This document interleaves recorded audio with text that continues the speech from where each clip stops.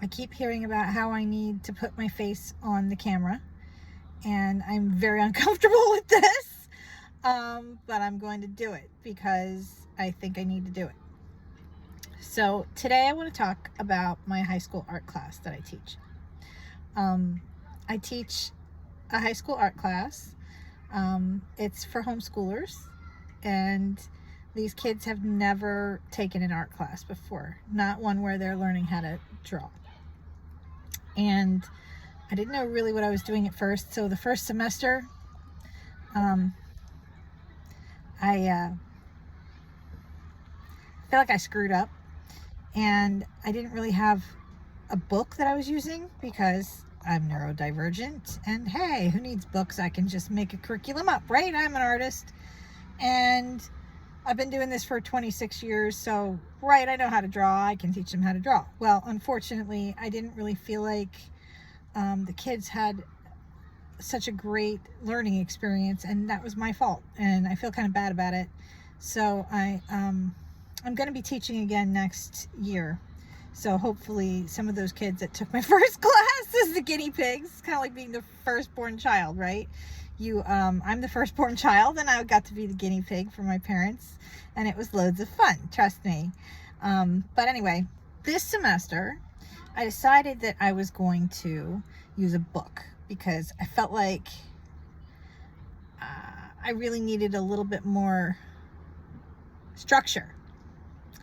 So I remembered back to when I took art for the first time when I was in college. Like, I took art in high school. I took it in junior high school, but I didn't really feel like I learned a lot. Nobody would freaking teach me how to draw, and it was so frustrating because I was trying to teach myself and I didn't know what I was doing.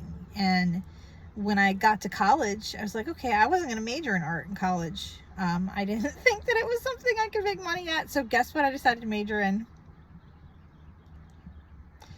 Yeah, I was going to be a teacher. If you can think of one job that would make less money than an artist, what would it be? Teaching, right? Yeah. So but I was really young and naive, and I liked teaching. I liked kids. I was always really good with kids, anyway. So I majored in art, and I majored in education, and I took this one art class, and it was Drawing 101 with Marlene Miller, and she was, it changed my life. It changed the trajectory of my whole life, and I'm still tearing up thinking about how grateful I am. But Marlene, if you're still out there, I love you and thank you. I talk about you all the time in my class. She's got to be like 90 years old if she's still alive. So I hope she is, and I hope she gets this. My point is, I fell in love with this one class, and it was an art class, and she used this book, Drawing on the Right Side of the Brain. So I remembered it. I had a copy of it, and I had trouble reading through it before. I've kind of used the exercises before in it, a few of the exercises, but I never actually read through the whole book. And I started reading through the book and realizing I need to use this as a curriculum. So that's what I did. And this semester, instead of trying to wing it and do it myself, I used the exercises in Drawing on the Right Side of the Brain. And here's the result.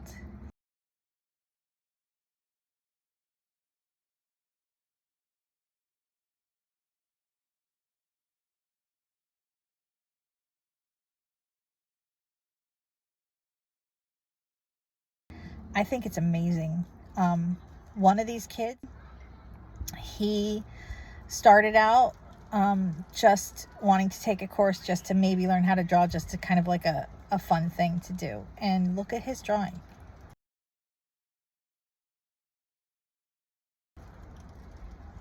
Look at how much he's improved. It's amazing.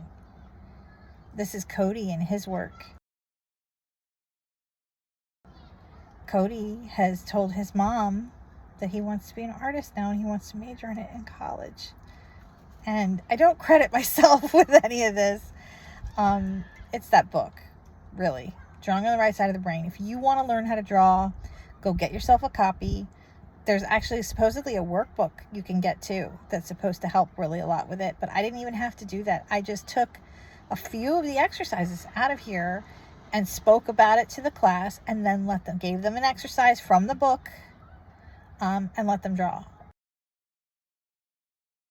And it's been incredible.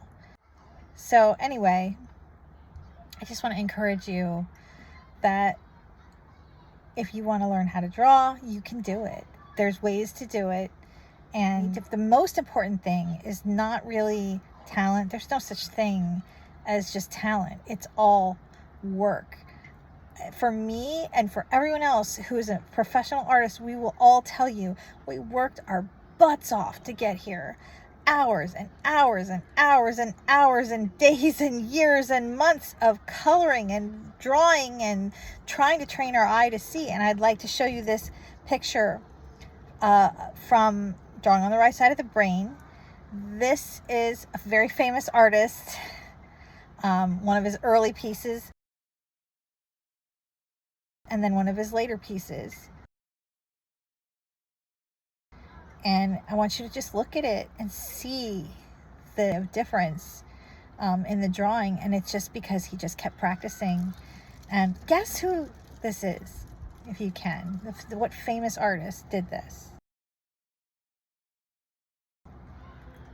And I'm going to tell you.